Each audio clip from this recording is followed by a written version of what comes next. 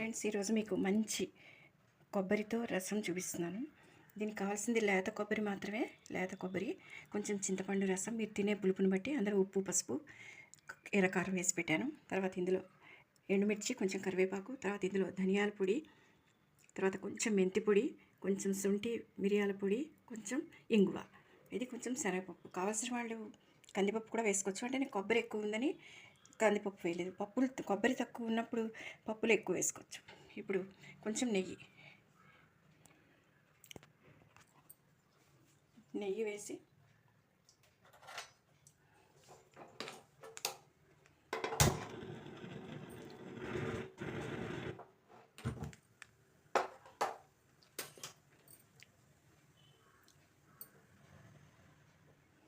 ఇది చాలా ఈజీ.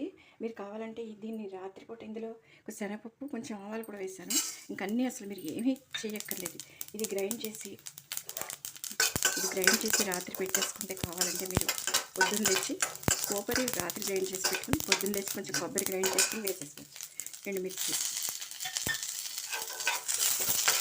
వేసాను చూసారా. ఇప్పుడు ఇందులో ఇప్పుడు తర్వాత ఇందులో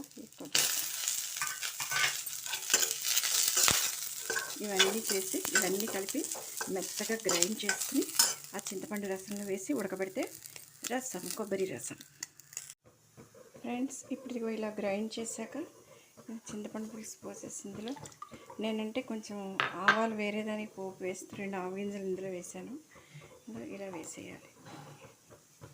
వేసి మొత్తం కడిగి పోసేసి కొంచెం సాల్ట్ ముందే వేసేసాం కదా, పొంగించేయడం, కొత్తిమీర వేసేయడం, అంతే. ఫ్రెండ్స్, చూసారా ఎలా ఉందో? ఎంత కన్సిస్టెన్సీ చూడండి, ఎంత చిక్కగా ఉందో. అలా కొంచెం కొబ్బరి ఉంటే ఇలా చేసుకోవచ్చు. తర్వాత టమాటో, కొబ్బరి, మెంతి కూర వేసి ఎలా చేసుకోవాలో ఇంకొకసారి చూపిస్తాను. ఇది చూడండి. ఇలా చేసుకున్నాక కొంచెం కొత్తిమీర మాత్రం సన్నగా తరిగే వేయండి, గొంతులో అడ్డుపడుతుంది పిల్లలకి. ఇలా వేసి